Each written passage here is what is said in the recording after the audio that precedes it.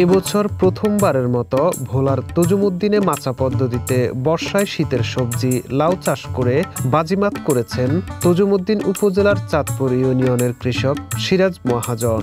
ভোলাসহ বিভিন্ন জেলা উন্নয়ন প্রকল্পের আওতায় তজুমুদ্দিন উপজেলা কৃষি অফিস থেকে প্রশিক্ষণ নিয়ে রাস্তা ও পুকুর পাড়ের অনাবাদি জায়গা সহ নিজ বসতবাড়ির প্রায় 50% জায়গা মার্টিনা সুপার, গ্রিন ম্যাজিক ও লিডার এই তিন জাতের হাইব্রিড লাউ চাষ করে দারুণ সাফল্য পেয়েছেন তিনি।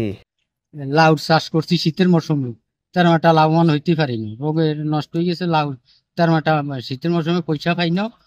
শেষে আমি কৃষি কর্মকর্তার কাছে যাই তজুমুদ্দিনে স্যারের লগে পরামর্শ করিয়া আমি বর্ষায় লাউ লাগাইছি। লাউ লাগাতে আমি আপনার 20-25 হাজার টাকার বেচি, আমার 20-30 হাজার টাকা খরচ গেছে। এখনো আমি 1-1.5 লক্ষ টাকা বেচতে পারো।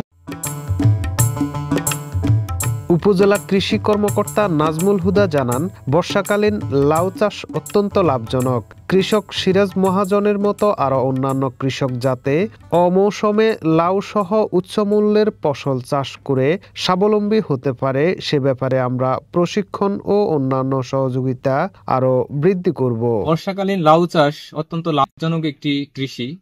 তো এই তজুমুদ্দিন উপজেলায় কৃষকরা শীতকালে ব্যাপক আকারে লাউ চাষ করলেও বর্ষাকালে লাউ চাষ তাদের ভিতরে তেমন একটা জনপ্রিয়তা পায়নি। বর্তমানে তার লাউয়ের মাচায় শত শত লাউ ঝুলতেছে এবং যেহেতু অমৌসুমে লাউ হওয়ার কারণে বাজারে এর ব্যাপক চাহিদা আছে।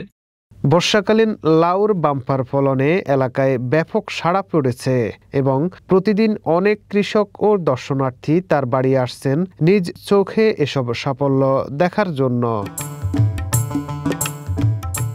শীতকালীন সবজি বর্ষাকালে চাষ করা দেখে আমাদের কাছে খুবই ভালো লেগেছে। আমরা চাই সিরাজ সাহেবের মতো অন্যান্য কৃষকরাও যাতে সামনের দিকে শীতকালীন সবজি বর্ষায় চাষাবাদ করে তারা লাভবান হয়।